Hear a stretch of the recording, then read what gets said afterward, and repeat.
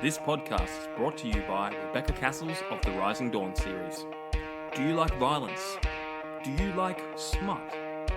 Are you tired of the stereotypical novels of werewolf romance out there and want something a little bit different? Then pick up Sparked Revolution, Book 1 in the Rising Dawn series by Rebecca Cassells.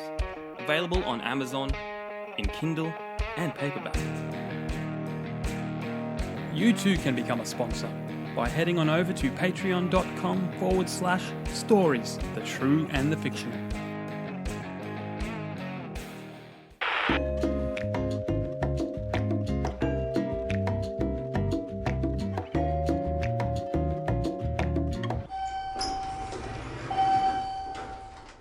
Hello guys, welcome to a brand new segment, the elevator pitch. We have so much interest in this podcast that we figured, how can we get more people on it?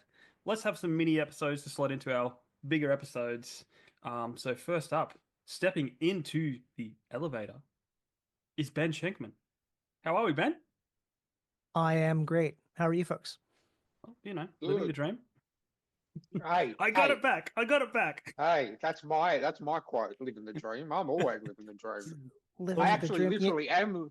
I actually am living the dream because I'm actually really half asleep. This is my astral projection. So there you go. No one ever asks if it's a good or a bad dream, though, when they say that. Exactly. Yeah. Nightmares Exactly. are still dreams. Nightmares are still dreams. Yes. Anyway, we're stuck in the elevator. I like to say we're stuck in the elevator because like an elevator is like 2 minutes, and that's not a long enough trip. So no. Ryan's just pushed all the buttons, so we've got a little bit extra time. So why don't you tell us, who are you, Ben? Who are you? Right. I'm Ben Schenkman. I'm an urban fantasy author, and I write books that take place in a city called New Haven, Connecticut. Some people know that that's where Yale University is. It's not about Yale, but just that's the landmark people know about. Wonderful. So you got a book to plug or a series to plug. The floor is yours. We are trapped in the elevator. Pitch away. All right, so I have a series, and that series is called The Devil You Know. And it starts off with My Boss is the Devil. And My Boss is the Devil is about a young barista living a dead-end life in New Haven, Connecticut, that gets a chance to change his whole world by taking a job offer from the devil. Awesome. Okay. So that's kind of the very, very short elevator pitch for the first book. The rest of the books, there are two more, follow his journey as he makes some of those decisions. So it kind of traipses through Christian mythos, where we've got devil in the first book, we introduce God in the second book, and the third book, all rules kind of go out the wayside, and we start introducing other pantheons. Oh, cool. Such as, is there any teasers of the other gods that are going to come into it? I can tell you at least one of them because it's on the cover. So let's just say at least one Hindu deity shows up in the third book. Okay. Sounds right up my alley. I'm actually on Amazon looking at getting it right now. Excellent. You've because I'm a big fan of like the god mythos and like all the the Greek gods, the Christian gods, I'm a massive fan of the God of War games, of Percy Jackson, anything that kind of relation is right up my alley. So I'm definitely, and I'm a Kindle Unlimited member, which looks like I can get your books on Kindle Unlimited. So fantastic. Absolutely. And I'll say it's dark comedy. It Yep. approaches some relatively heavy topics in a humorous way. A lot of people consider the books on the cozier side just because it's not world-ending stakes. Yeah. But it covers a lot of really deeper topics like, do the ends justify the means? What is good and evil? Spoiler, it's pretty much other people, and capitalism is mostly what evil is. Cool. Awesome. All right, so where can people grab it? He said So- Kindle Unlimited, but is there any other place? So my books are available in pretty much all formats. So you can get it in paperback, hardcover, or ebook. The ebook is available only through Amazon and is available on Kindle Unlimited. The first book, My Boss is the Devil, is also available as an audiobook, narrated and produced by me. Oh, wonderful. And is also just won it won 2 indie awards from Nuggets Hidden Gems audiobook awards in January. Oh, congratulations. Thanks. Well, thank you for coming on the elevator. It's been a great ride.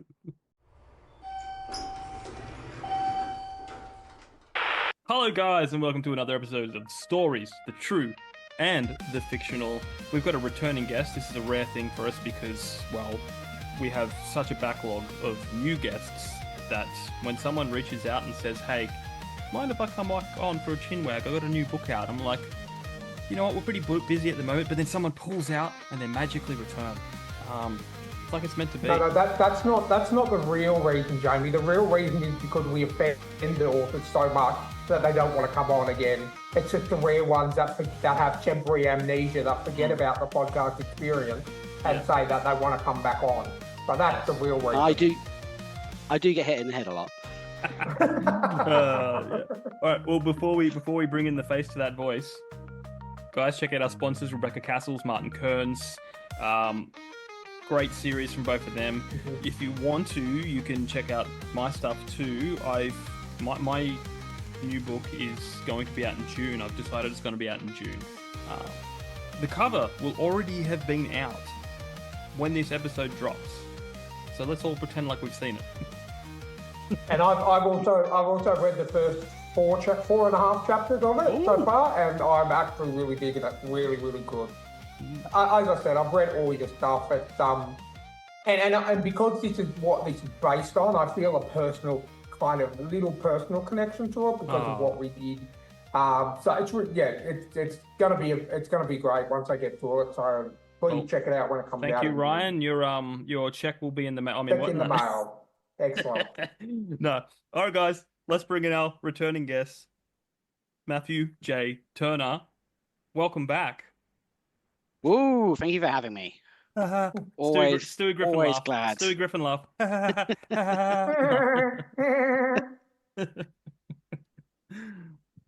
Thanks, Ben. guys. Glad to be back. Good.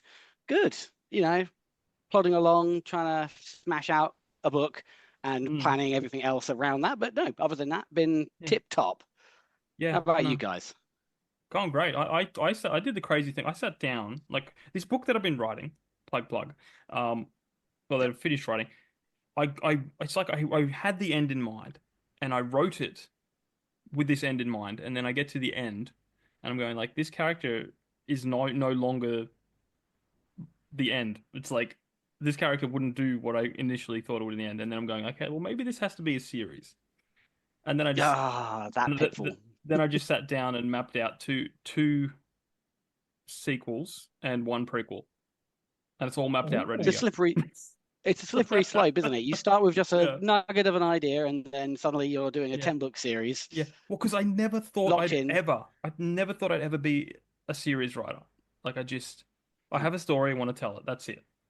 You know, I just never thought I'd be a serious writer. Yeah, Emu Wars, hilarious.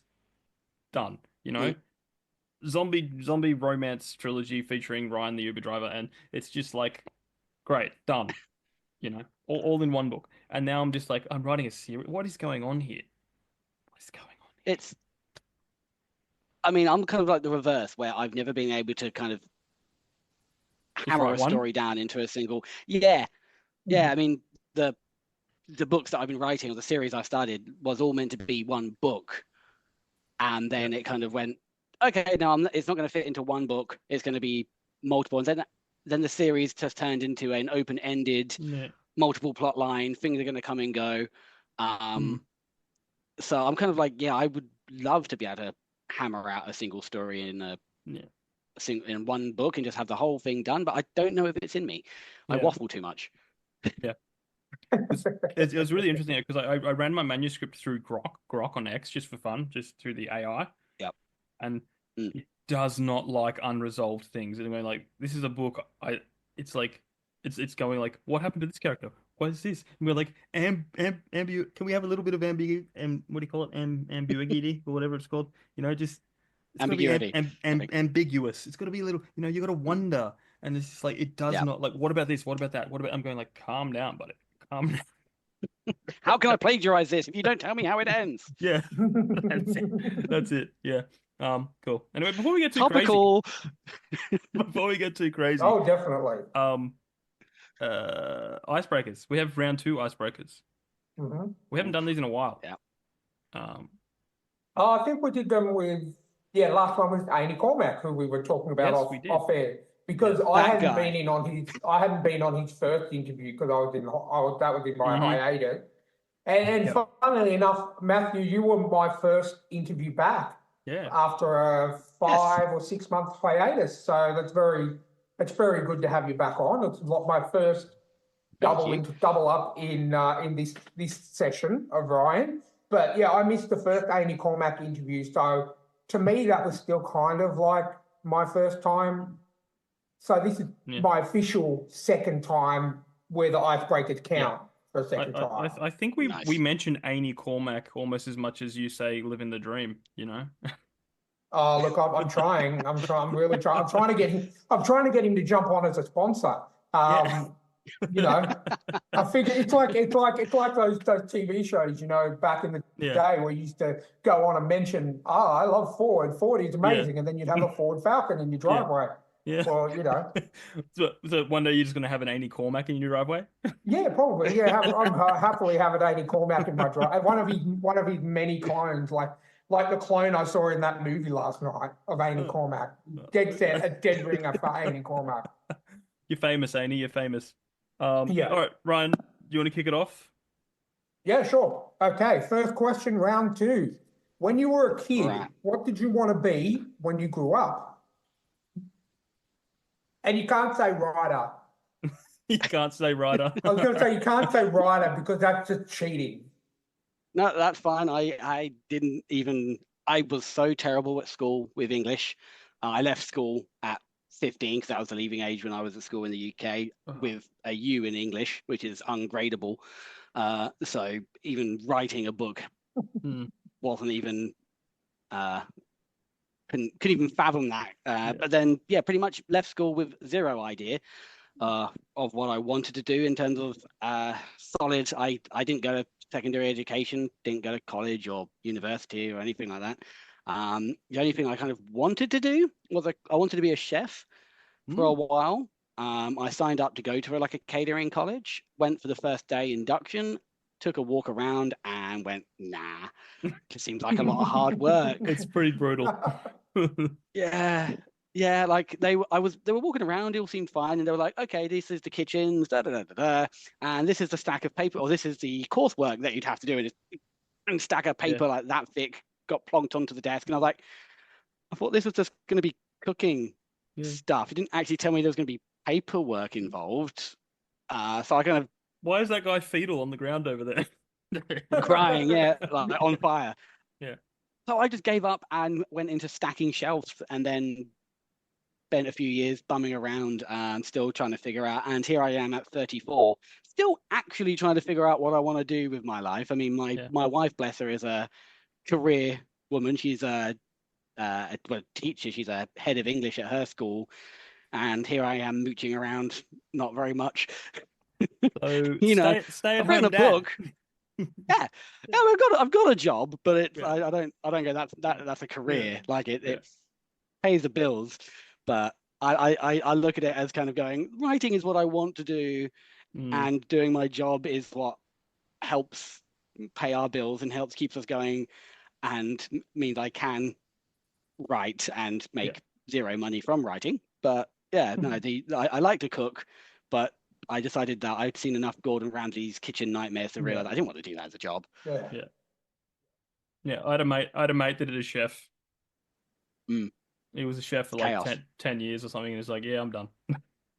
It's just like I think it'd be too high pressure for me. Like I'm the same as you, Matthew. I've watched pretty much every Gordon Ramsay competition show out there. Yeah. I think it's way too. It would be. I wanted to be a chef when I was in high school as well. And I started to take like food related courses in school, and I was like, no, not for me. And then I switched to IT, but it's just really high pressure. And now you've got all the idiots who think they can get a free meal just because they can make up like dropping hairs. I'd be the kind of chef that'd go out there and say, "You're full of shit. I made that myself. I plated that myself. You put that hair on there yourself," or I do the reverse.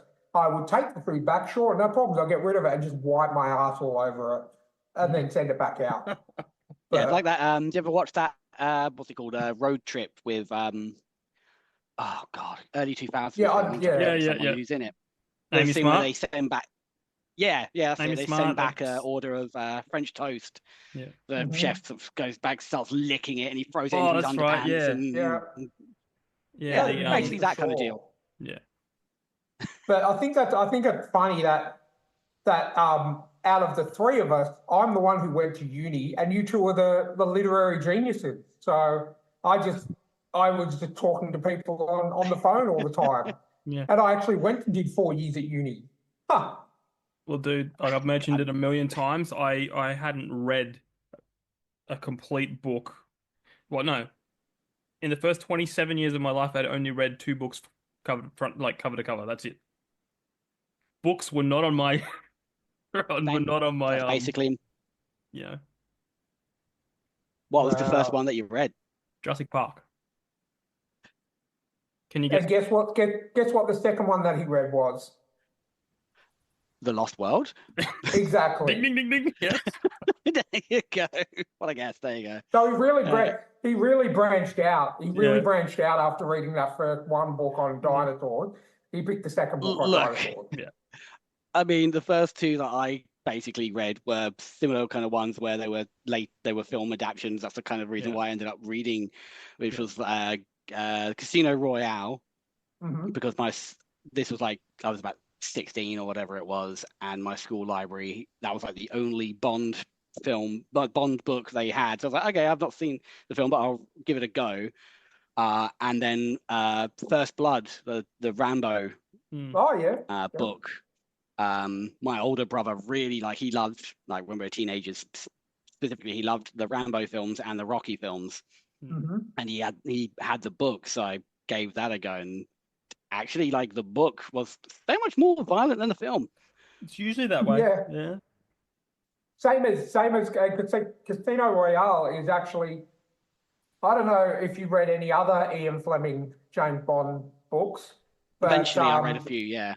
Yeah, he's not the nicest guy, Ian Fleming. He's a bit racist, I would say. Yeah, a little bit. Yeah. Well, just a little bit, and we are being sarcastic. Was it like 1930s or something? 1940s when it was written or something? Casino Royale was one of the 60s, first. I think. One of the first Bond books that was written was Casino Royale. It's just strange that it took them so long to make it into a movie, but the movie is much better.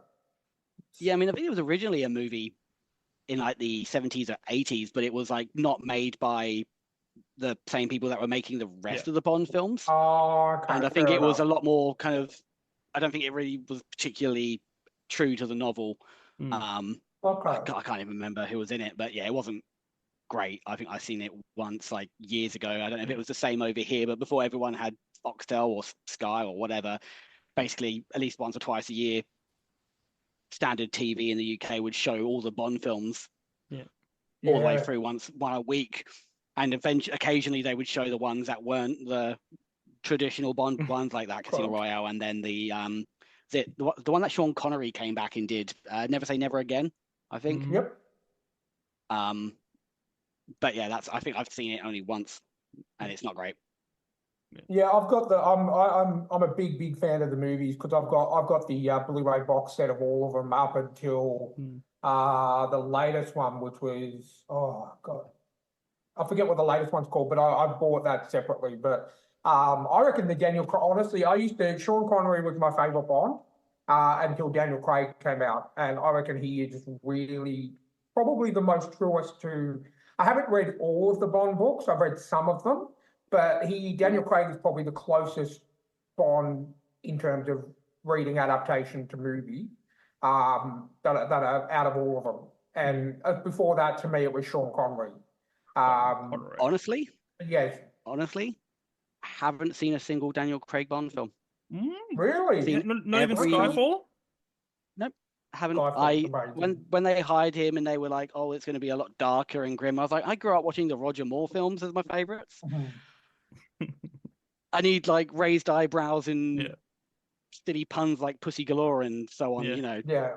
When they were like, "Oh, we're going to make this serious," that's not what I watch Bond for. Honestly, I was the same. I was the same in that retrospect. I'm like, okay, because I have watched the Roger Moore, I have watched all of them, the Sean Connery, Tim Dalton, Pierce Brosnan, all of them. Yeah. And I thought, okay, it's going to be different. And then I saw Casino Royale, and then I thought, okay, all right, like I don't mind, and the fact that they all sort of like a lot of them link together.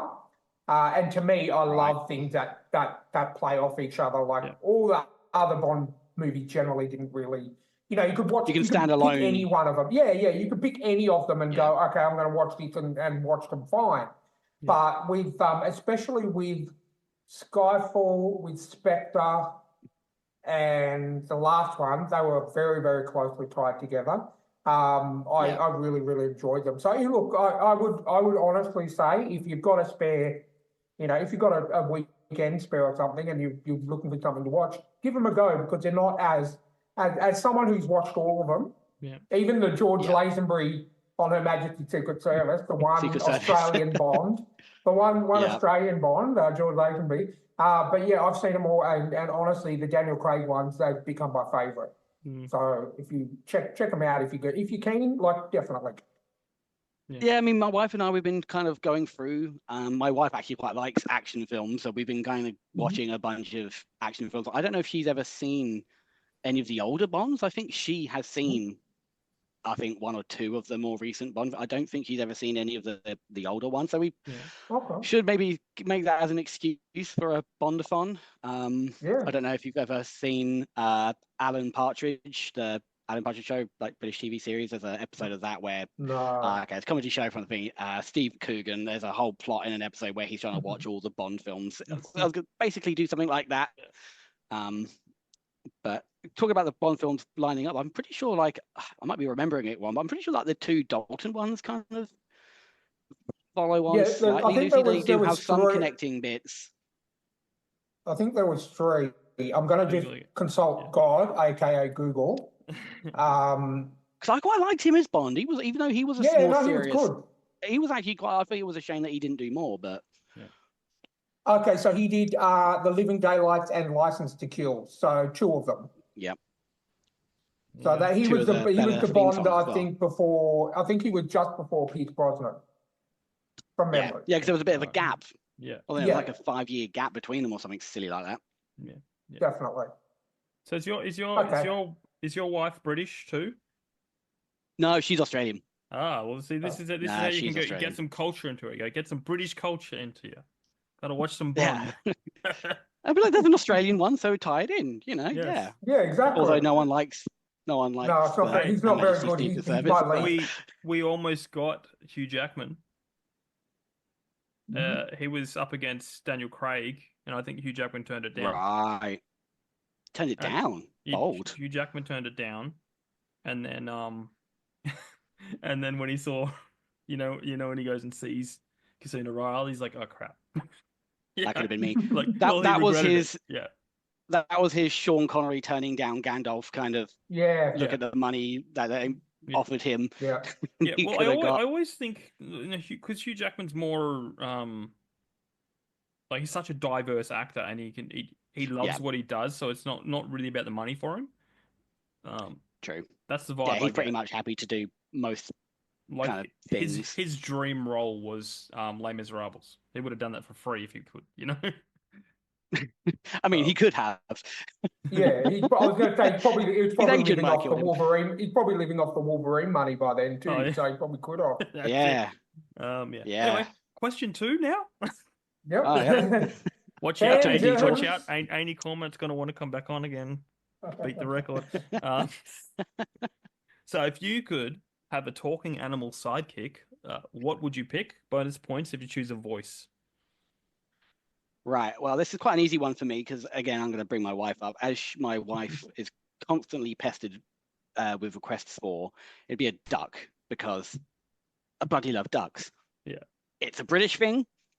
I don't know why. I have theories. It's something I feel like it's a very British thing as a kid to go out like to the park and go to the pond and take some bread, which you're not supposed to do apparently, but no one gave a crap. No. And feed the ducks. It's a very thing. So now it's a very kind of like I keep trying to pester my wife. Let us get some ducks, but she says no because she's mean. Well, what would their voice be like? Like, can you think of an actor or a celebrity? I feel like it would need like you'd want a suave duck. Like you don't want a daffy kind of bullshit going on in your ear. That would get annoying. Back on Daniel Craig now, then, eh? No. Yeah, you go full circle back to Craig. Yeah. Yeah, like I don't know, like hard to think of a name, but like like I don't know, not quite a Stewie Griffin kind of British, but you'd want your duck to be sitting there drinking a martini. Again, back to Daniel Craig, I suppose. Crap. Bond duck, Jane, yeah. Henry Cavill. Duck Bond. I was going to say Henry Cavill. Yeah. Henry Cavill in his natural voice. Or like someone like more sort of like, I don't know, like a Stephen Fry. Oh, Okay. yes. Like, I don't know, like a very witty kind of, like a witty duck. A witty duck. Sitting there. Yeah, I think that'd be a great sidekick, keep them happy, bit of bread. You'd be fine. Awesome. Everyone likes a duck. Quack, quack. Except for my wife, who hates ducks, apparently. I hope you can hear me. Well, technical difficulties? No. Awesome. All right, Ryan. All right, next question is your king/queen/supreme leader/president for a day. What do you do? And selfish, as like our round one icebreakers, if you could get rid of one thing in the world, what would it be? We want selfish answers. None of this world peace bull crap. We want selfish answers. Well, I'm British. More importantly, English. So I suppose if I was king for a day, the first thing I'd have to do is invade France. It's kind of par for the course. Are you really king of England if you don't have a crack at invading France? But I feel like France nowadays. I feel like France nowadays. You get to the border and they'll go, "Oh, we surrender," because they're jumping on the surrender. Yeah, easy. You have it done in 2 days. Or riot. Yeah, it depends. Yeah, they're good at that. They're good at the rioting. It's kind of petrol prices go up by 10 pence or 10 euros or whatever the hell they 10 doubloons. I don't know. And they just kick off. Yeah. Whereas everyone else around the world, petrol prices go up by $5 and they just grit their teeth and open their wallets. And meanwhile, Paris is aflame. Which is funny What because they do. They're using petrol to set the flames and they're paying that price for petrol and they're rioting against the price of petrol because they paid for it to set the town alight. Yeah. And the French minister for petrol or whatever is sitting in the office just, excellent. Or twirling a mustache, I feel like. Yeah. He's eating his cordon bleu, sitting there, with his baguette and his little beret. Twirling his necklace of onions. That's the point, because I worked with someone over here, obviously in Australia, a young person who had never seen or heard of the sort of classic French stereotype of like black and white stripy shirt, the hat. Beret. Beret, that's right. Onion like necklace, baguette in arm. That whole stereotype. Yeah, like that whole stereotype. They'd never come across that before. And I'm like, that's very depressing as an English person to hear that people over here aren't dissing the French. Is this a bad time to tell you guys that I'm quarter French? Well, it's been lovely, guys. See you tomorrow. I go to riot. No. I actually think I have quite a bit of French in me, but I don't share that with anyone because I'm ashamed. Hey, well, my French ancestor actually did something pretty impressive, so I'm okay with that. But it's like when you go to a skate park and there's a guy on a scooter and he does a backflip, you go, impressive. You're still a scooter, but it's impressive. Yeah, It's like like yeah, we had an ancestor, like my auntie did the family tree thing and then went back, and then one of our ancestors fled France on a rowboat to escape getting their head chopped off. So they're probably noble. so you've got a castle somewhere in your name Yeah, that you need to go and claim. yeah. But I probably don't even know what that name is, because my father's side's Scottish, so we would go all the way back to Scott. You can trace that all the way back, but the French is so that's obscure. like a old alliance deal then. French, Yeah. Scotland, you gotta Yeah. colluding against the English. Yeah. Although saying that, we did the same thing in terms of a family thing, and I am actually less English than I'm more Scottish and more Welsh apparently. I'm like 2% Swedish.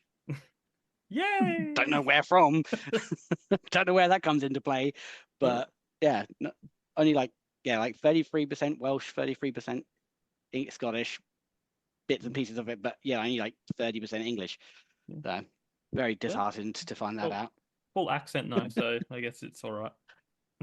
Yeah, although when I went back to England, I went over to England over Christmas to go see friends and family for the first time in 7 years, and apparently the Australian accent was a lot more prevalent than it used to be. Apparently, I'm finishing sentences with a lot more of a twang than I used to. Shortening your words. Yeah. He's just going to make the sentences as concise as possible. Yeah. But somehow adding more syllables onto the shorter words. That's it. It's the Australian like contraction paradox. Yeah. Makes perfect sense. Okay, so what book or story would you like to see adapted into film? Bonus points for picking a director and an actor and actress, but please don't choose your own book. No, Or let's just assume that's already made. In this world, it's already made.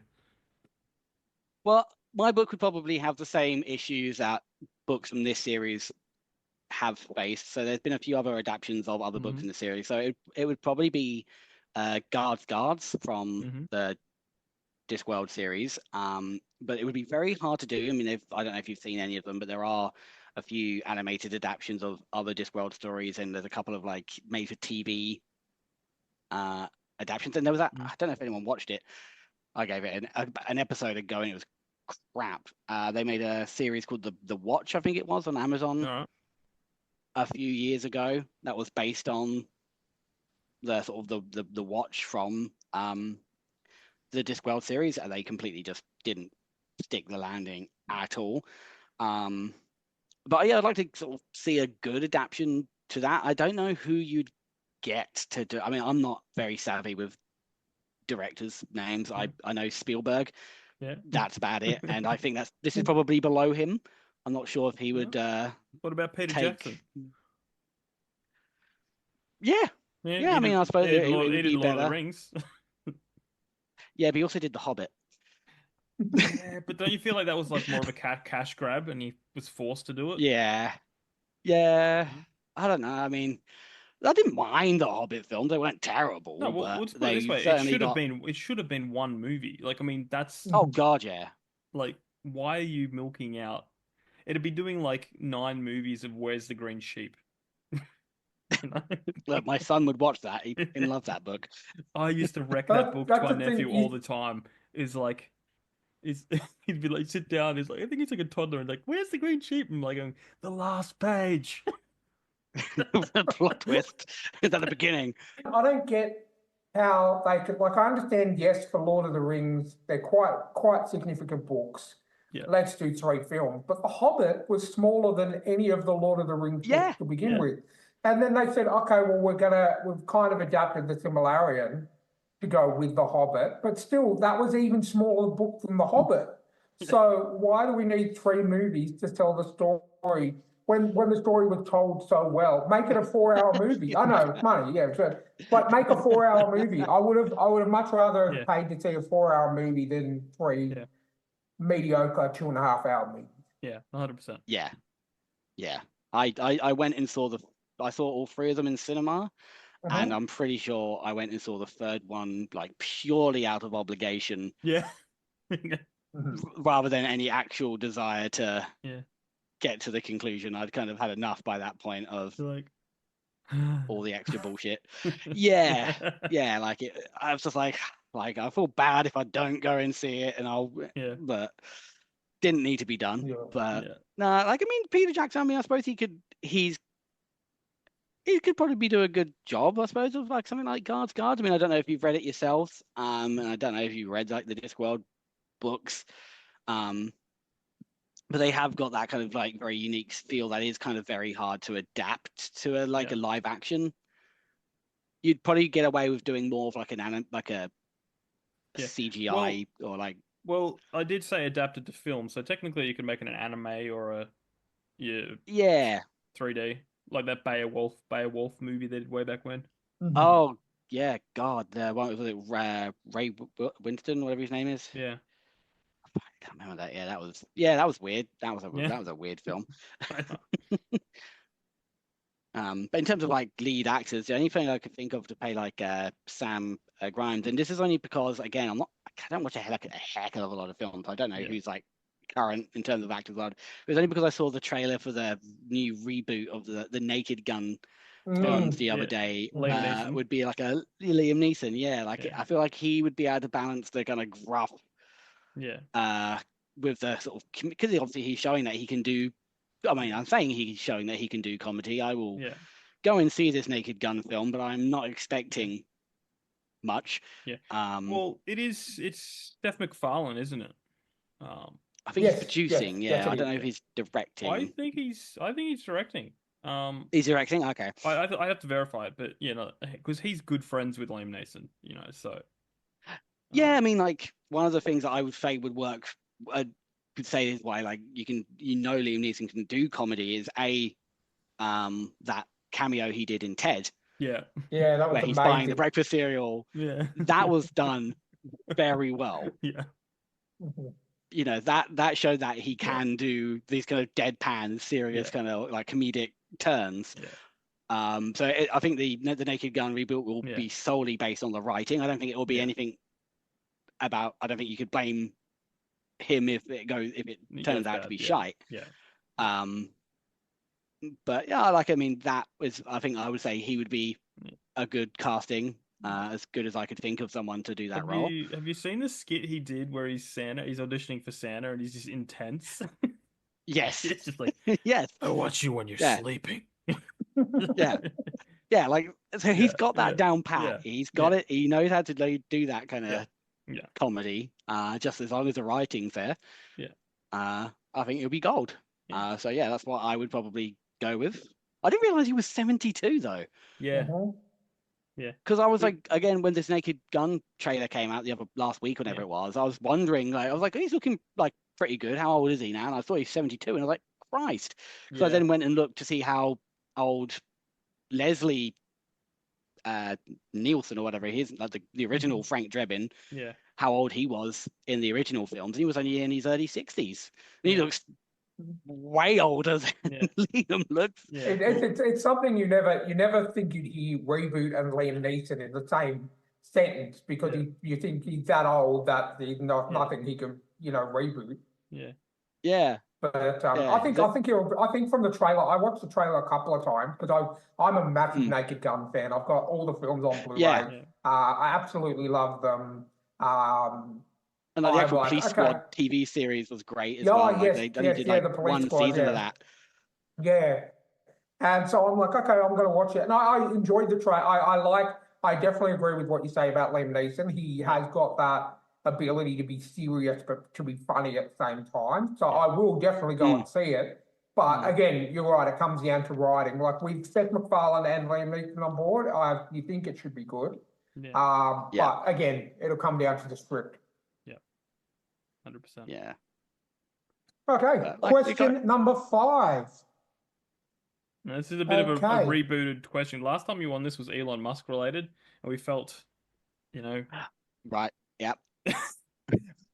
Love him, hate him, whatever. We're not here to talk politics, so we changed the question. if you know what I mean. You know? Okay, so We did get a lot of great answers because of the political side of it, but but you want to stay on air. yes, this is the new question. Sponsored by Tesla. the new question is: Bill and Ted return in their phone booth time machine and say, "Whoa, dude, we're throwing a party of historical figures. Who should we put on our most bodacious guest list?" And we thought we'd limit it to maybe five people. No, all out, free range.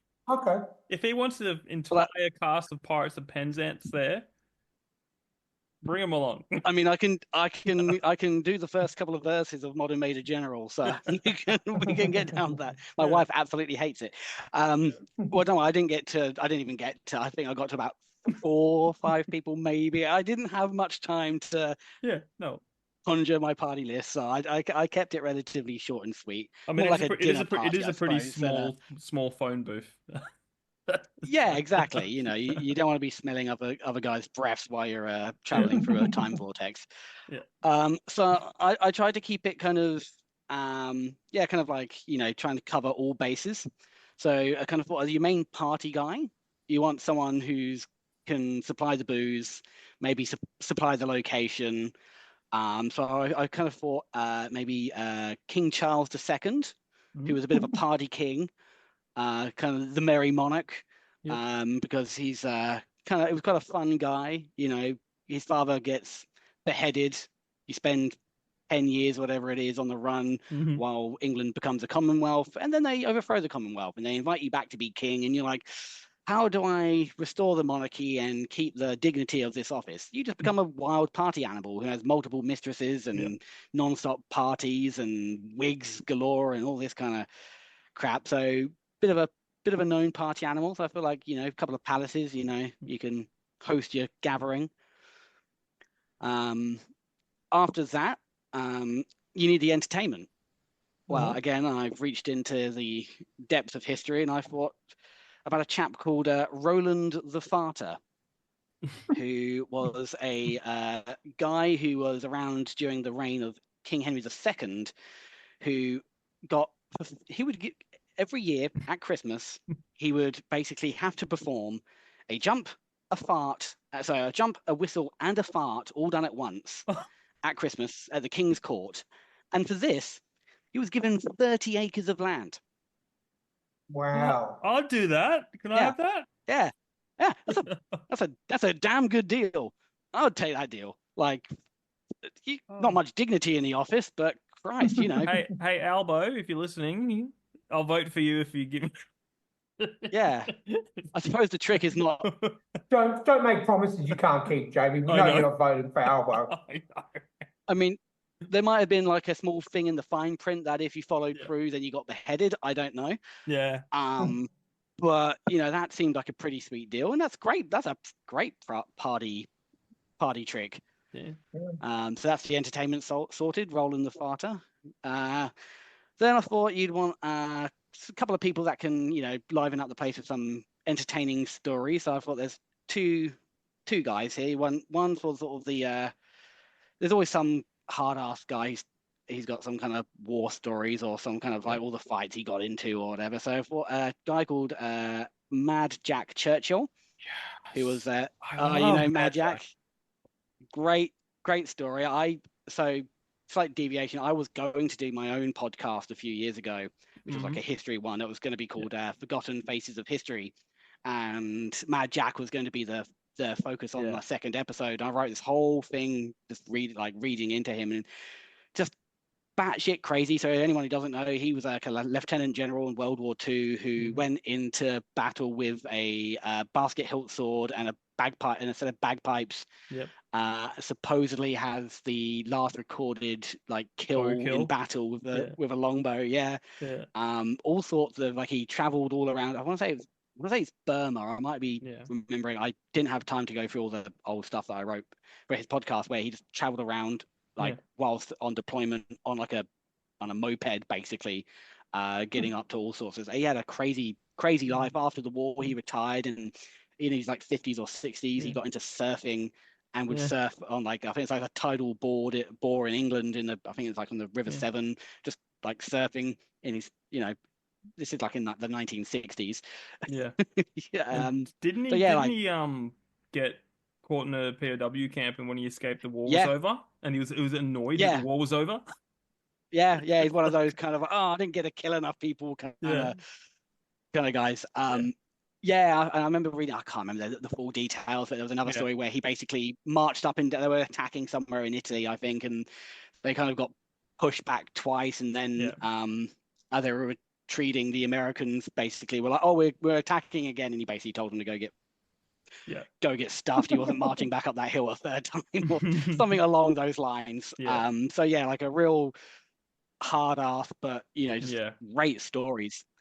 Who I haven't seen, like, I mean, you occasionally see him pop up on like internet lists of like 10 coolest stories you ever read kind of thing. It's really hard to find any books on him. There's this Australian author that's done a series, but it's a fictionalized series. Oh, okay. I wasn't aware of that. He's pretty local to Sydney. He's like, I think he's South Sydney or something like that.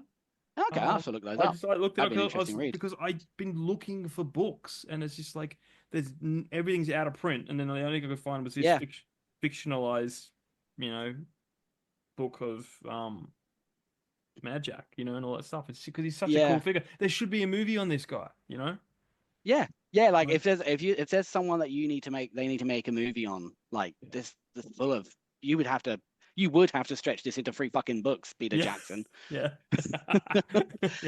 That's it. Yeah. Like there's your golden goose right there. I mean, it's and it's hard to because when I was trying to research this podcast, whenever it was, it's like 5 years ago, I think. It was hard to get details because there was so many conflicting stories as well about like where he was at a particular time and all that. So it was hard to, and there were very few actual resources. Yeah.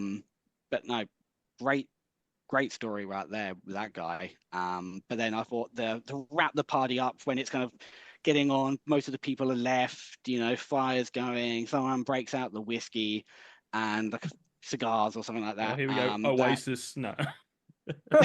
You bring out Liam and Noel Gallagher. No. Well, you'd want like an actual proper storyteller. Yeah. So I've gone with Snorri. Forgive the pronunciation because I'm terrible with any kind of non-English language. So like Snorri Sturluson, who's like the Icelandic, he wrote like the Prose Edda and like a bunch of the other kind of like sagas. Just like when everything's winding up and you want just that crackling fire in the corner of the room, and I thought that would be a nice kind of band of people to kind of cover it sounds like you just wanted to get some guy to fart in a fancy party. It sounds like a pretty fancy much. party, and then there's this guy that farts. It's awesome. It's just look, if it's good enough for Henry II, it's good enough for me. Yeah. Now, do they ever elaborate on the kind of fart it was? Like, was it like a trumpet fart? Was it like a whistle fart? Like, I mean, or popcorn fart? Do you know what? I don't know. He might have had a whole soundboard of different, whatever is literally in his arsenal of farts. That's why I went there. If you like jokes like that, you should read my book, A Reign of Emerald Fire in a Sword. Product placement, yeah. I tell you, if he ever had a biography, it should have been called Up Your Arsenal. Yeah. There you go. Maybe we should write the fictional account Up Your Arsenal. Roland. Yeah, Up Your Arsenal is a fictional account of Roland the Farter. Yeah. No, I don't know. It has to be called the true. It has to be called the true story.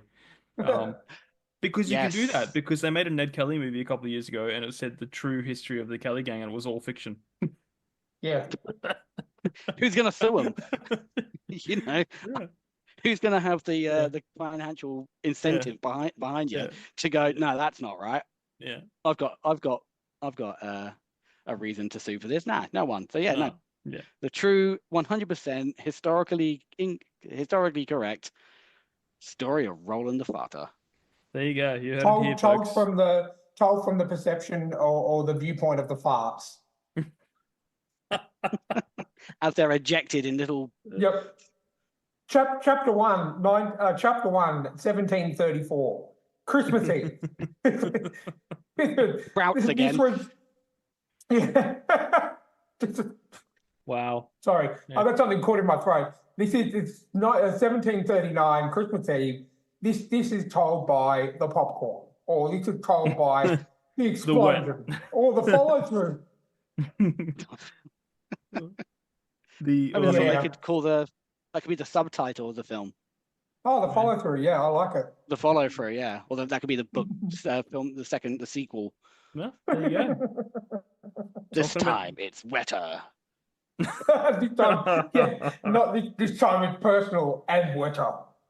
There you go. I like it. Electric Boogapoo. I understood that reference. Yeah. Yeah. I'm old. not We're a both classic, older is it? than you. We definitely understood that reference. Yeah. There you go. Someone had to. Stick around, folks, for the Patreon. We'll be talking about all the farts. Farts. I'll tell you a story about a mutual friend called Stephen. Oh God, No. he's not a mutual friend. I could not stand the guy. No, yeah. Find out why. I hope he's not listening. Find out why on the won't. Patreon. He won't. He messaged me No, like our once a year. podcast is not religious enough for him. Yeah. That's where me and right. him. That's where me and him had our downfall on Ifs. Facebook. Yeah. If you want to find out That'll what that do it. downfall was, check out our Patreon. Patreon, oh. And I'll also be performing my several of my farts from up Sacrilegious. the Arsenal. Yeah, cool. All right. Now, if that doesn't get people into the Patreon, I don't know what will. Yeah, that's it. Well, you passed the second round of icebreakers, unless there's any more last minute guests you want to bring along. No, I think that's my party wrapped up nicely. That's it. Cool. Well, are Bill and Ted invited, or is it too classy for them? I think it's too classy for that. I think they'll they Especially with can the they can wait father. outside, but Yeah. what's his name? Oh, the guy with the leather jacket. Keanu Reeves. The Fonz. Rufus. No. Rufus. Yeah, Rufus. Yeah, he can come. He can come. Rufus. George Carlin, may he rest in peace. Yeah. Oh, he was Yeah, so that's cool. he would yeah. Yeah. I didn't actually realize because there was like such a long gap between seeing that film. Yeah. Like, well, I watched Bill and Ted as a kid, Yeah. and then years later saw like Dogma, and then Mhm. other like stuff with George Carlin, and then it was like way afterwards that I saw Bill and Ted again. I was like, God, Yeah. It's like he's that, a eh? lot ruder in these other things than he's in this. Yeah. Oh, he's got the best scene in Dogma talking about the guidebook to hitchhiking. It's just like, oh man, it's something that I wouldn't repeat on this podcast. And that says a lot. But I dead set when we were saying Rufus, the first thing that came into my mind is his character from Dogma. And then you said Dogma, I'm like, okay, fair enough. We're on the same There page. you go. There you But go. yeah, Dogma's great. They're actually making a sequel to Dogma with Ben Just Affleck and about to Matt say Damon. that, Yeah. yeah. It's a shame that like, he's not around with us anymore to kind of No. add to the star quantity. Like, that's kind of like would have been one of He the was- main reasons to. I've seen so many of his live specials as well. We just got Max in Australia for our foreign listeners, and there's a few of his HBO Max specials on there, and man, he was gold. And it's something you don't know. He very rarely swears on his live special. Wow. And he still had me rolling in the pew, so to speak. It's absolutely amazing. So Yeah. he's definitely a big loss to comedy. Especially with like to stay away from the politics at the moment. But imagine the kind of material he would be, be able to come up with at the moment Yeah. with the current climate in certain countries around the world right now, leaving them three-syllabled ambiguous. names unsaid. Ambiguous. Yeah, yeah. But no, he was unfortunately one of the good ones. But he did have a good innings. I think he was in his 80s when he passed away. So That's cool. Yeah. very good. But yeah. This podcast is brought to you by Martin Kearns and the Valor of Valhalla series. In the battle between two ancient evils, can one naive young man become the last hope against powerful creatures of legend? Beneath the Veil is the gripping first book in the Valor of Valhalla dark urban fantasy series. If you like reluctant heroes, infernal myths, and bloody epic clashes, then you'll love Martin Kearns' formidable foray into the unknown. So head on over to readkearns.com and grab yourself a copy of Beneath the Veil today.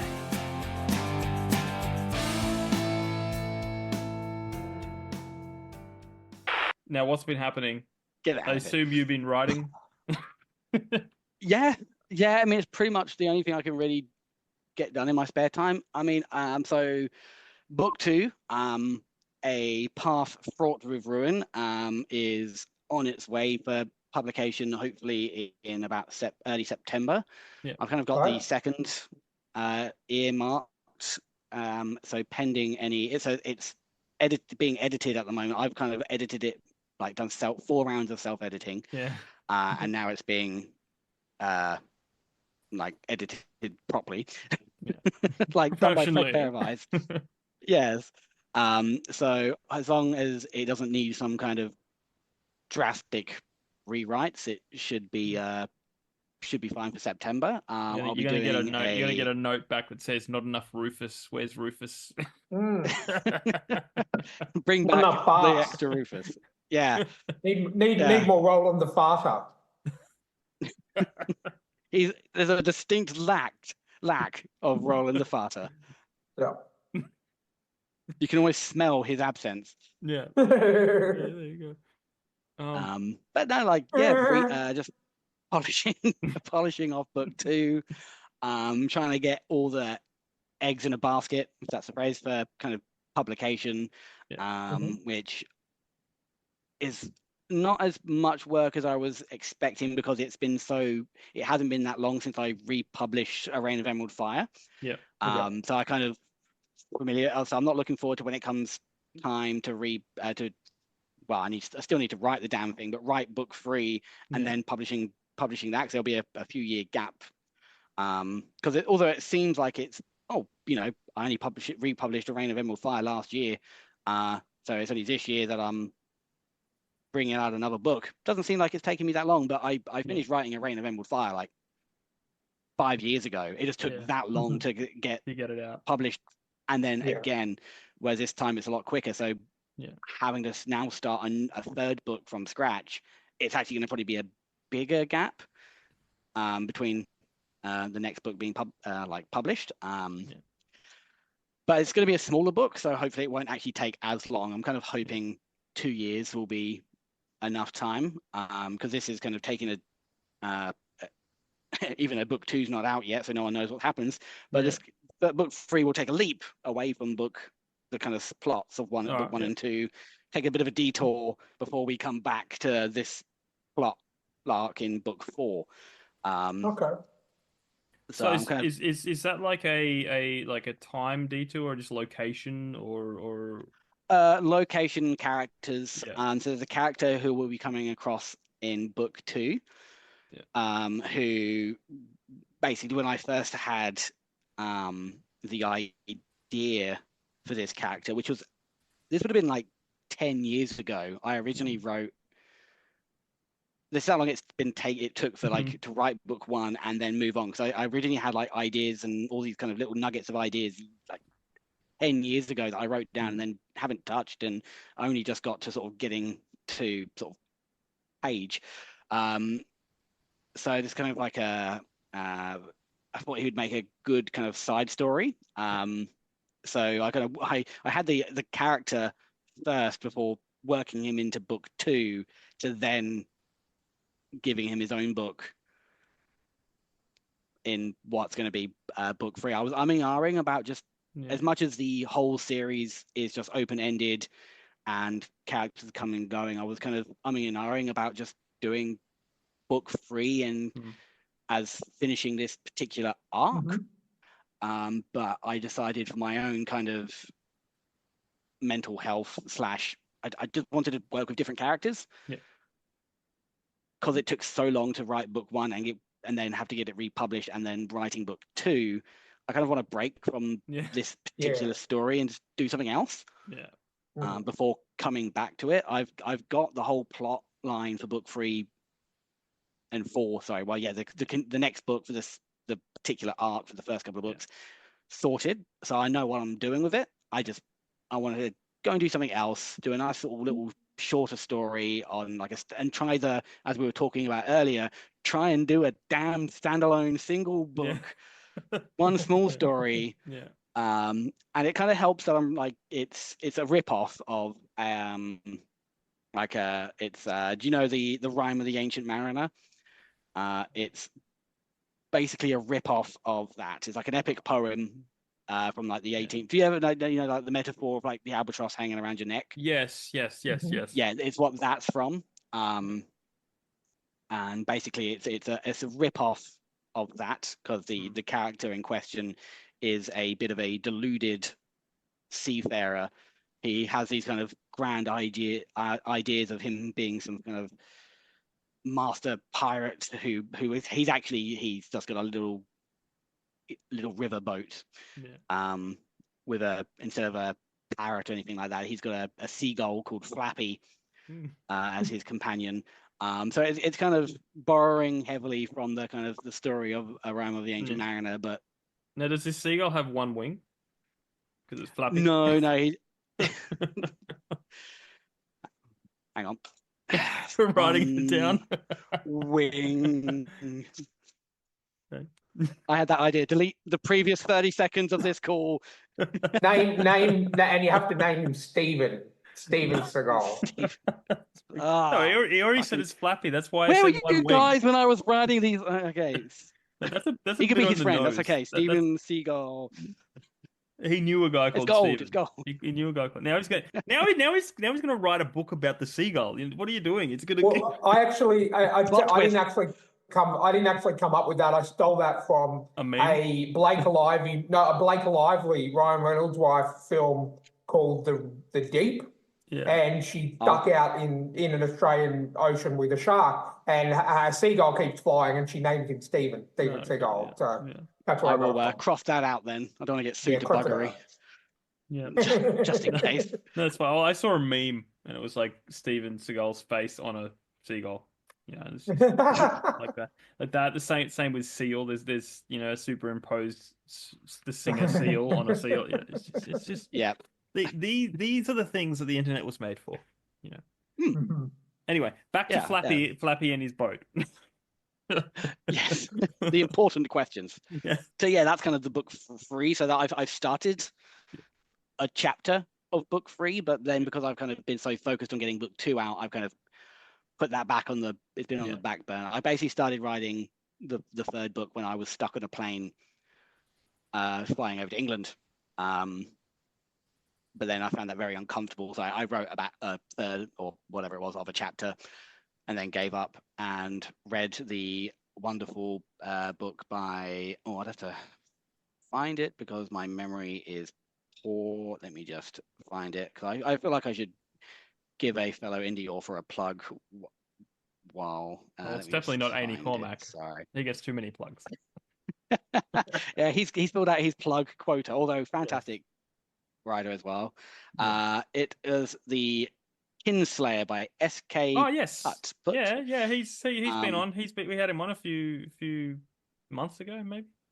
Yeah, read that on the plane. It was a great read, so highly recommend. The Norse guy that wrote a Norse book about Norse mythology. Yes. Oh yeah, I remember. Yeah. I thoroughly enjoyed that read. I accidentally spelt it wrong in there's a typo. Oh, you prick. The Kinslayer. I changed it. Yeah. Slaying the Kardashians. Yeah, well, it put a G. It literally put a G. Like the typo put a G in the middle of it, and I just did not notice it. So the typo. Yeah. Well, it was a typo, No, hey, the amount I stuff I'd pump out. I'm just like, the editing is a nightmare.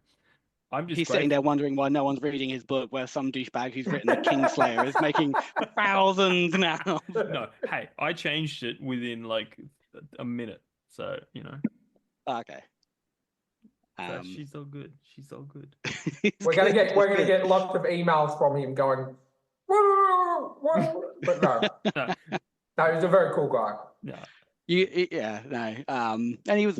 I had a But I left a review, and he was very nice to message me and thank me for it. So he's a good guy, and I think he's got another new book coming out. Cyberpunk. That looks very cyberpunky. Yeah. So he's very much got a I should be plugging my own bloody books rather than but he's got his tentacles into a lot of different genres, which is good. Yeah. I mean, I couldn't do that. I'm very much a fantasy, maybe a bit of historical theme, but I couldn't branch out into something so drastically different. Yeah, it's like reverse me. Like I'm breaking into a series. Yeah. I start as I'll write this, I'll write that. I've even put stuff on the back burner because of this is a series now. So I'm like, okay, series away. Well, I must say, and it is not at all because you're paying me to say it, Jamie, but this your new book. I'm saying I've read everything. I've read everything that you've written. That's been you put out there, and Cora, I can tell how far you've come as a writer because it is so far the 4.5 chapters I've read is probably your best work so far. Yeah. Hey, I'm not just saying it. I read enough books to sort of know what I'm talking about, and it is definitely. That's love right there. That's love. I'm excited for you because I know once this book gets out, people will be excited for the rest of it. Yeah. No. Don't go that far. Don't go that far. No, not at all. They will still think that you're not serious. No. I'm saying once it comes out, I think it's got longevity. Awesome.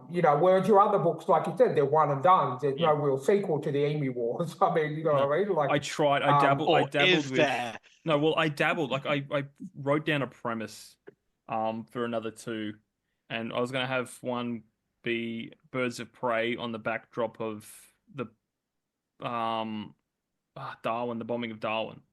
Mm-hmm. Like, so that would be happening at the same time. But then, like the best idea I ever had, but would be purely fictional, was the cassowaries. It would involve cassowaries. Their biggest threat in Queensland are wild pigs. So I thought this has to be like Vietnam, so we'll call it Viet Ham. But like all of that just got put on the. I mean, back I'd burner. read it. Yeah, I know. Like, so that idea's there. It's still, I've got the notes somewhere, but Locked in a safe. Yeah, but no, Emu Wars, it was a one and done. It's still selling. Like, I just can't stop selling it. I'm not even trying. It's just every now and again I get a notification. No, you've been paid. Brush those chips off your shoulders, mate.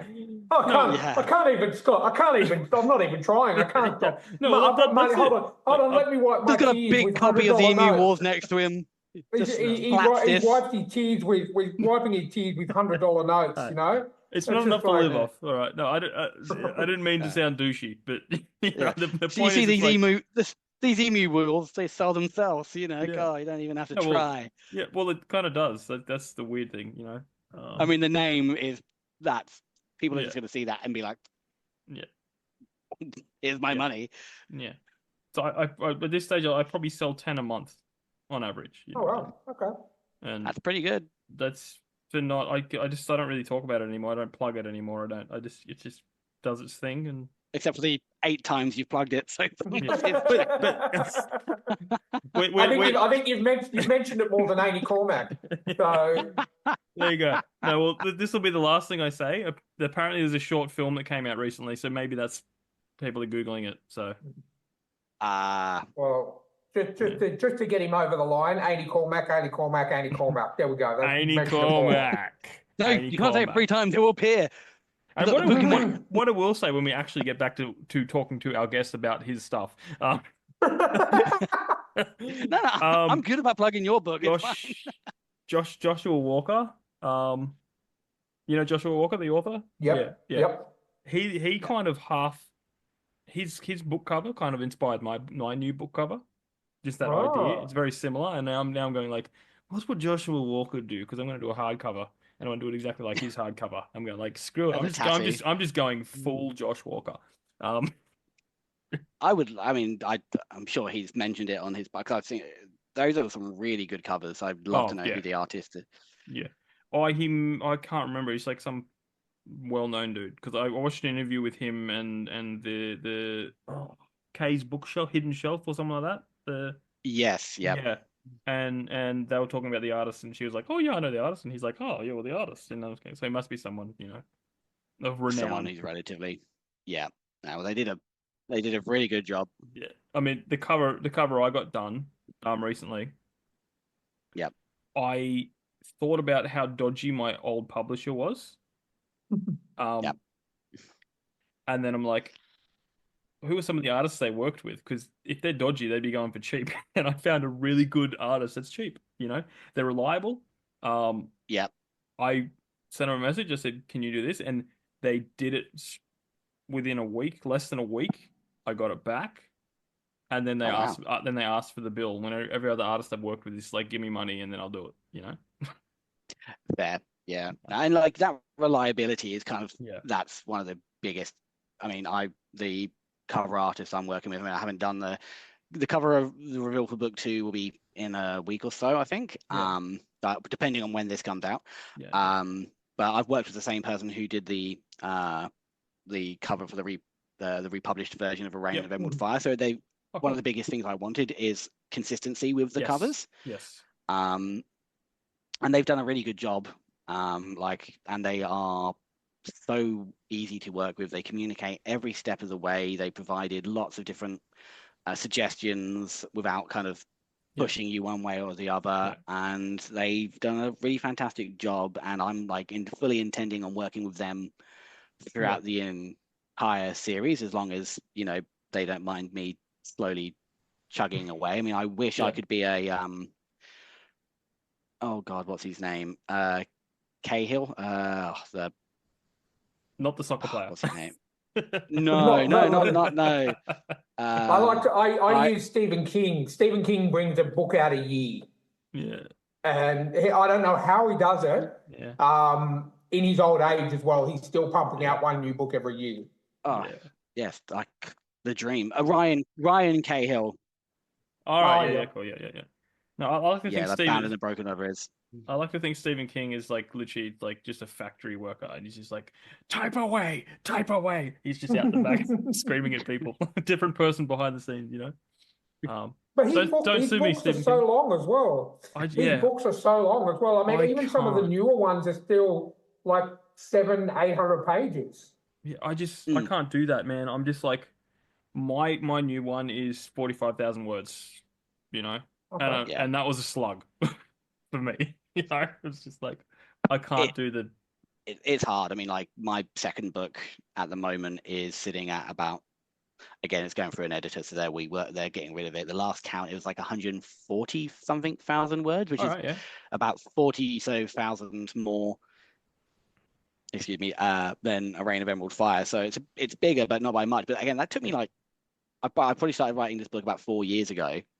So that took quite a long time. And then like this Ryan Cahill, who's like doing this, as it like the Bound and Broken series or whatever it is, like these books are huge. They're like 1,000-page books. And I think he posted something the other day that he's published like 4 or 5 of these books in 4 years. So he's churning out books like 3 times as big as I can write in like a year. I would love to know how people like that do. I mean, good on him. And he seems to be doing very well, but he probably does it full time. He probably just churns out probably just sits there and he's probably one of those authors that can say, hey, I'm going to sit down for 8 hours and write, and literally write for those 8 hours. The dream. Yeah. Well, I think once you get a rhythm going, I mean, I finish my last book, like the first draft in, I think I did 20,000 words in a week or something. Wow.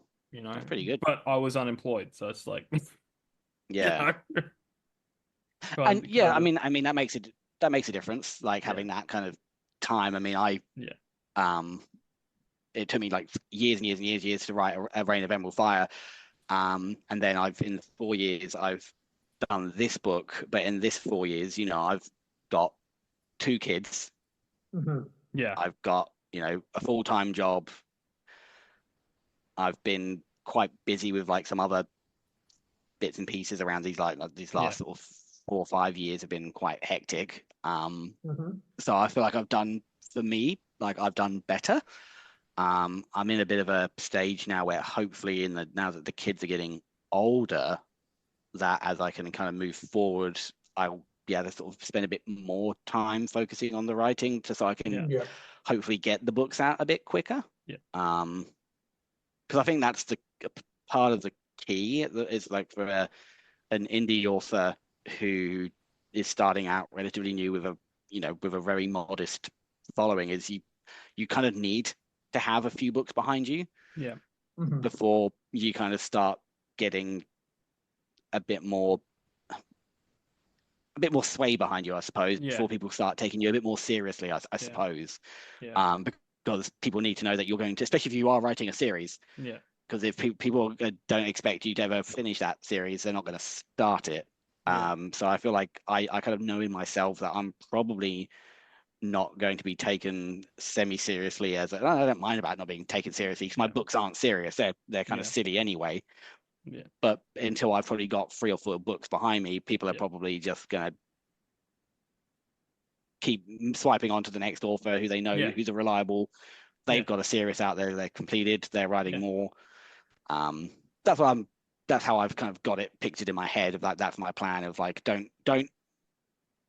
Yeah, it makes sense. Like it's like, it's like TV. Like you want to binge a show, and if you want to binge something, if you see a season that's like 1 or 2 seasons, you're like, eh.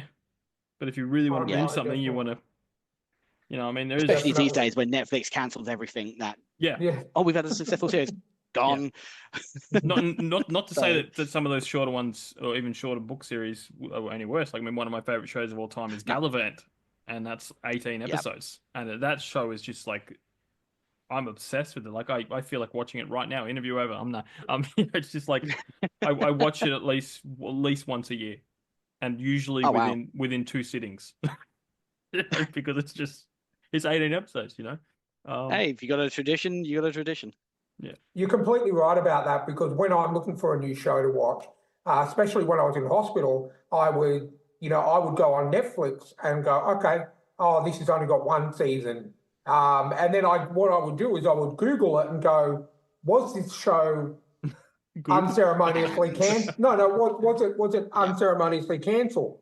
Because I'm not going to watch 10 episodes if I know that it's going to leave me hanging and they're not doing any more. Yeah. If it's a limited series, like I watch a lot of British horror, which is a limited series, like it's 8 episodes, but I know it's going to be solved in that 8 episodes. It's going to be finished. Yeah. I'll watch it.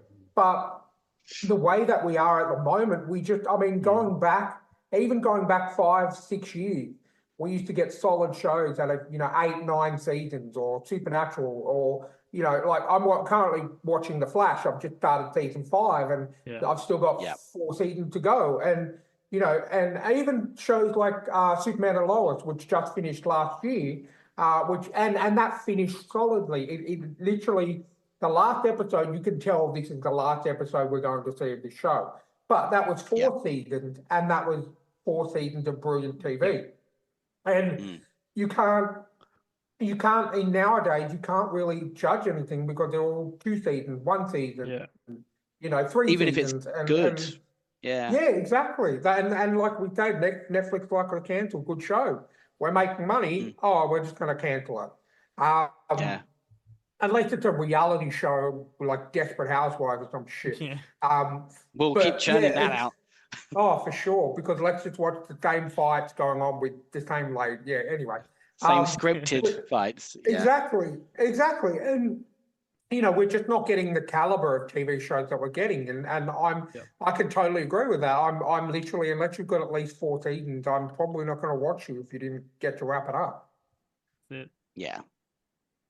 Yeah, I mean, it's because like people's time is, as much as we all like to, but as much as we also kind of all like to go, I can just binge watch a TV show or on the Vice, so I'm pressed for time. It is, it is an investment. Yes. Especially with books. They are something that you actually have to. You can throw a TV series on and not really. Half the time when I'm watching TV, if we're like me and my wife are watching TV. She'll be sitting there on her phone kind of reading and watching a TV show. So she's not as invested in the TV show, but she's more invested in the book. And like the books are an investment, but they're a harder thing to get people to invest into, especially when you're an indie author, because not many people are watching indie TV shows. There might be, but I don't know where you're watching them. Whereas like obviously the indie author thing has exploded over the last 5+ years, since it's become a lot more accessible to everyone. So it is an oversaturated market, and I'm not complaining about that, because it's helped me get my books out there. But getting people to read, unless you got like a timeless classic like the Emu Wars, no one's reading it. I'm gonna live that down. Hold on. Amy Cormac. There we go. But no, like you're completely right, Matthew, because I'm guilty of that myself. Before we started this podcast and before Jamie actually became an author, I would only go to those trusted sources. I'd go, okay, I'm going to read this author, Stephen King, because I know no matter what he writes, it's going to be good. Or fantasy style like David Eddings, I would only read David Eddings because I know I've read those and I know he's a reliable author. But since starting this podcast, I've found so many hidden gems in indie authors that it's not funny. I think literally been 3 or 4 books that I've stopped before I've finished out of all of the podcast interviews that we've done. And I was talking to one of my carers the other day when I was coming back from doing some errands. I said, I've met so many amazing people out of this podcast as well. And the fact that I can actually read the books and go, wow, this is amazing. And I know this person is just phenomenal. I can read a Stephen King book and go, this is amazing, but I'm never going to talk to him. But you know what I mean? Like I've found so much more. And by reading these books and taking a chance on indie authors, like you said, it's actually opened my horizons up to going, okay, I'm on Kindle Unlimited. I'm going to take a chance on a few other indie authors that I haven't spoken to. And I've, found so many hidden gems. It's not funny. So people need to take more chances on indie authors. I feel really bad because I'd always go to Stephen King, or I always go to Dean Koontz, or I always go to Christopher Pike or whatever for my horror stuff. And then since doing this podcast, I've met, 4 or 5 horror authors that I actually love a lot more than those. So Don Campbell. I know because he's listening. Don Campbell's actually, and if he is listening, I have finished your anthology series book, which was absolutely amazing. And I'm about 3 chapters into your full length. So bear with me. I will get to I'm reading like 3 books at once at the moment. So, but finding him, I would never have known to look for a person named Don Campbell. And it's some of the best horror I've read. So I give indie authors a chance, man. They're more authentic, man. They're all more authentic. Like, it's not the machine. It's exactly. It's like I did go with a publisher once just for experience. I learned a lot, but I prefer indie because, like, I know that the stuff I'm writing, they'd be like, change this, change that, and I'm just like, I can't. I'm being authentic. It's my book's pretty dark. It's pretty flippin' dark. And I don't want to change that. I don't want to take away from the story I've got. You shouldn't have to change it because that's changing. And while I'm saying obviously publishers are great, but it's going to change too much of your view, and it's going to, before you know it, it's not going to be the story that you put so much hard work into telling. It's going to be completely different. And it's going to be a cloned version of that, which is watered down to what your original works are. And that's why I feel you're 100% right. I can feel that reading in the author's books. It is it's what come out of the mind is what's on the page. Whereas published books is, I guarantee there's like 50 or 60 different edits that have gone through them. You know what I mean? It's much more authentic.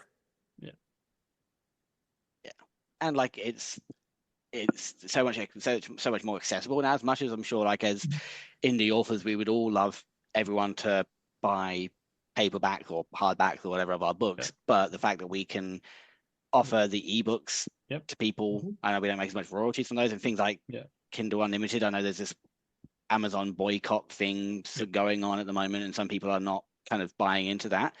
But it's a great way of getting our books out there, and it's most quite often people will have indie authors will have their books for $1 or 99 cents or $1.99. Next to nothing for the amount of work that goes into it. And I mean, I've complained numerous times to my wife and many other people that it's amazing how people will pay exorbitant amounts of money for various other sort of trifling items or whatever, bits of tat or crap they don't need or don't want or whatever like that. But then you ask them to pay $2 for a book and they'll scoff the idea of $3.99 for an ebook. I'm not paying that. No, I give away my ebooks for free for people that are going to review it. If you're going to review it, I'll give it to you free. Give me a review. Same. And that's worked a few times. I've gotten some real good reviews. I'm annoyed that people only leave good reviews. It's like I've got all like back on the Emu Wars. There's a few 4 stars, 5 stars, and there's someone who did a 1 star. They didn't say why. They just went 1 star. Yeah, and that's frustrating when you don't get an explanation behind. Like I've had a couple. I think I've had for Reign of Emerald Fire. I've had 3 2-star reviews, I think. And they've all been they all wrote like a detailed review, and I could tell like these are all people that I gave review copies to. And it was quite often the case that they would say something along the lines that the prose was good and the writing was good. It just wasn't their bag.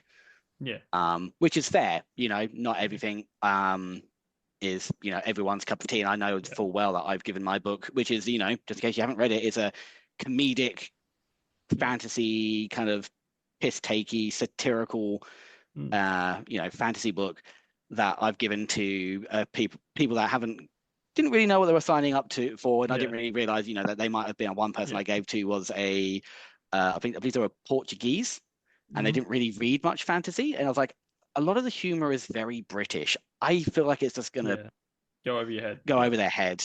Yeah, and another person I believe I gave a copy to was I found out after I'd given them a copy was quite a conservative Christian in like Texas or somewhere. And I was like, there's quite a lot of not dirty language or thingies, but it's just stuff that I know that's not really going to be their cup of tea. And lo and behold, they gave it a 2-star review. I've not had anyone 1-star it or give a review that's completely torn it apart. Well, just give it some time. I'll get online and give you one if you want. No, someone wants to do it, go right ahead. But like it hurts when like you see those kind of lower reviews come in, but it hurts more when there's no explanation behind it, or the explanation is a single line. Didn't like it, 1 star or something, and it's just like, well, if it wasn't for you, I don't know. Everyone's probably got a different opinion on how they would like to review or rate. I feel like if you're gonna 1-star or 2-star books on things like Goodreads or whatever, they should be like a minimum. You need to put a 50-line, 50-word minimum kind of reason why you're giving it 2 stars, or 1 star. Or whatever. Well, that should be it, man. Because people like to review bomb. So I think if you're going to give it a 1, then you need to have a detailed reason why. And if you're going to have a 5, you need a detailed reason why. And it's hard. I feel personally, it's hard to review like 1-star a review. Like I've seen so many reviews in the past of someone who will read like a historical fiction book or whatever, and they'll 1-star it, and then you read the review, and it's like, I don't really read historical fiction. I don't really like historical. But it's like, well, why the fucking hell are you leaving a review on it then? Like if it's not your cup of tea, it's not the book or the author's fault, unless you didn't like it because also the writing was terrible. That's fine. Like if it was sort of spelling and grammatical errors and plot holes, then fine. It'd be like reviewing the Adam West Batman and saying too much spandex, or it's just like you knew what you were getting into. You knew what you were getting into. And see, that's where I generally don't agree with people who, like you said, you've gotten 2-star reviews and they say this is not really, I don't really like this kind of book. I don't think that should be a 2-star. I think that should be a 5-star if they think your writing is good, the story is good, it's not just not for them. That should be a 5-star review, because in my opinion, if I'm going to 1 or 2-star review a book, it's because the writing is bad, or there's grammatical errors, or it's, mind you, I haven't ever done that, but I'm just saying the reason behind a low rating shouldn't be, this is not my cup of tea. Yeah. Because you bought the book, or even in most cases, you were given the book for free. Yeah. You know what I mean? Like, don't say that, because you need to give constructive feedback, because what can you do if someone gives it a 2-star and says, the writing was great, story was great, it was just not my cup of tea? What can you take out of that? You can't, there's nothing you can take on as constructive feedback. And I've had some great, like, I've always said from the beginning, because again, I didn't, when I started writing, I had no proper writing experience. I left school with very little, with no qualifications in English or anything. I always said I will be happy with any reviews of 3-star and upwards. Like, I'm fine with 3 stars. 3 stars, and I've had quite a lot of, I've had a good number of 3-star reviews, and a lot of them have been very constructive and actually like helpful reviews from people that haven't, like, I have not given review copies to people who've just picked it up. I'm more than happy for a 3-star or even like a 2 or 1-star review that's constructive, and people have been I've taken some of those on board. For as much as you don't always just want to take naysayers, feedback as gospel for what you should do moving forward. Some of it I've looked back on and gone, yeah, maybe I should have tweaked things slightly. And obviously, one of the things I was able to do with the republishing for A Reign of Emerald Fire was make some of those little tweaks. Like, one of the things I got early on was originally I used a lot of swearing, like modern, like I used, I don't know how the C word, I don't know how strong the language we use on here. Like, obviously we said other one, but let's not bomb it too hard. I use that quite a bit. Whereas when I came to and obviously I saw a few reviews where people said that kind of took them out of the story. I believe I've actually spoken to our good friend Amy about this. He's come back again. Come on down. His ears must be on fire tonight. Where then when they came to republishing, I've changed that to more kind of like in-world curses, like not so much swear words, but by the whatever. Which I think, because I think I've mentioned, like, I'm into history, and I've read a few books and like listened to some podcasts and so on when they've spoken about how swearing worked in the Middle Ages, and they didn't say like oh fuck this in quite the same way that we do. It would be, oh, by God's beard or something like that. That would be how they would swear. So I've kind of made those kind of subtle changes. So like, and anyone who's left a negative review, like, I certainly don't like, especially like the people who I gave review copies to, I asked them, and I've always openly said to anyone who's taken a review copy, like, I want your honest reviews. Don't be afraid. And I've never gone, oh, you left me a 1-star or 2-star review, I'm unfollowing you. I still follow everyone who's ever. I've never unfollowed anyone, and anyone who's left me a negative review, I've continued to support them, and they're the people that you want, because honesty is, it's what you want. You don't want everyone praising you every 5 seconds. I mean, it might feel good for a while, but like, it's just like, how can you get better at something? How can you grow if everyone's, pandering you? Well, it's like sitting exam in high school. If you constantly get 100%, you'll feel good, but or you're not going to know what you need to work on. And like, I review on Goodreads all the time, so I 100%. As soon as I finish a book, my Amazon Kindle is linked up to Goodreads, so I can type in a review. I've seen some shockers on there. I've seen 1 stars and all it says is shit book. I mean, like, what? Seriously, like. Thank you for using all of your vocabulary to write that review. But like, I just see some, or I didn't like it, 1 star. Okay. Why didn't you like it? I feel really bad for you guys, because that's why I put since starting this podcast, I put every bit of effort into why I'm giving this review. If I'm giving it a 3 or a 4-star, why am I not giving it 5-star?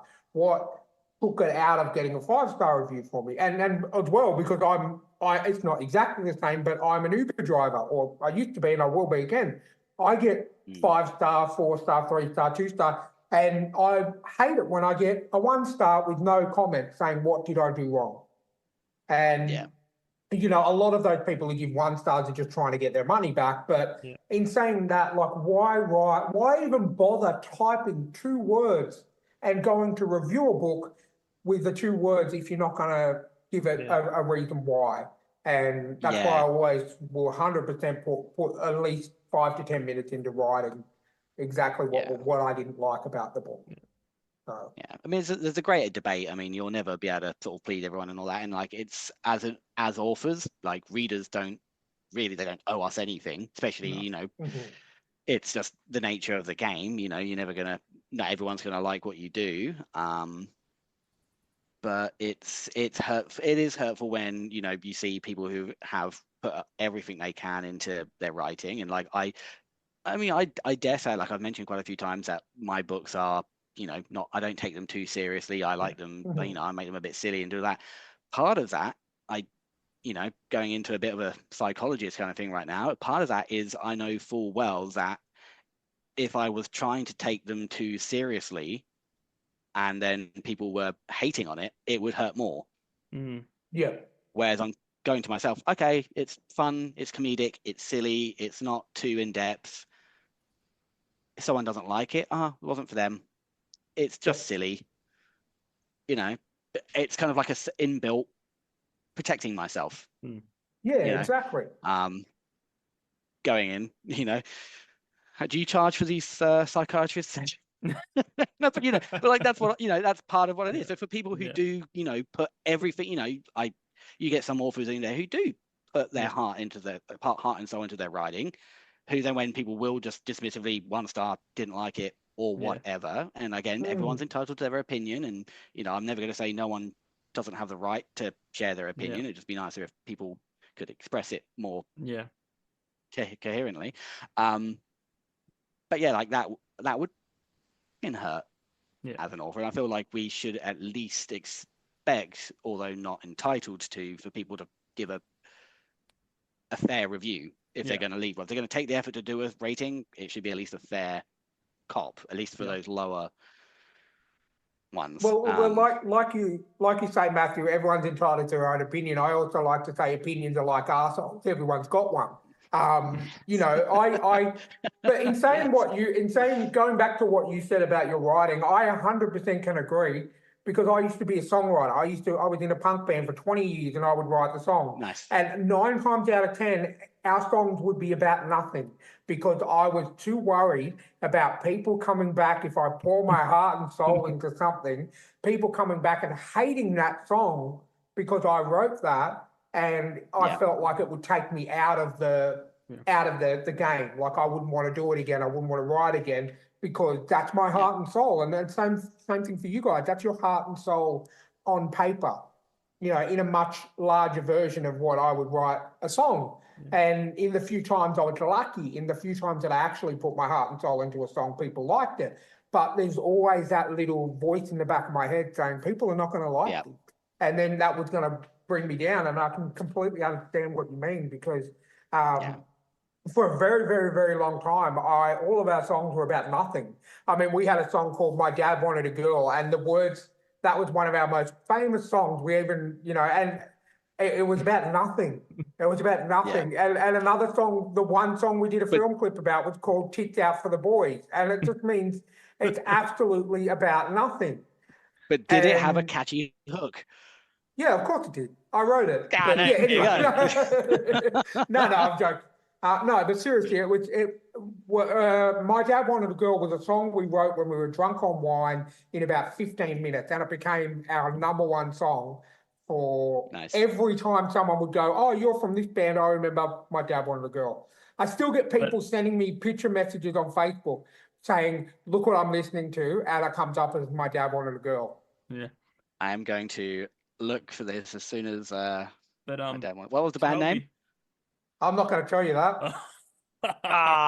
Spoil sport. All right. But Ryan, was it as amazing as that band that we used to play with that would only sing, what was it? We want to mosh. Yes, yes, we do. Do you remember that band? Oh.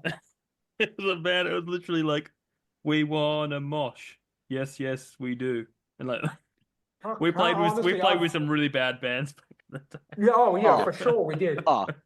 I was in a band myself when I was like, Yeah. So I was like 15, 16, and we did like a battle of the bands thing once. And my friend Ben, who was a guitarist, he organized the whole thing, and we got there and we were like the only metal band. Everyone else was like, this was like 2005, 2006-ish.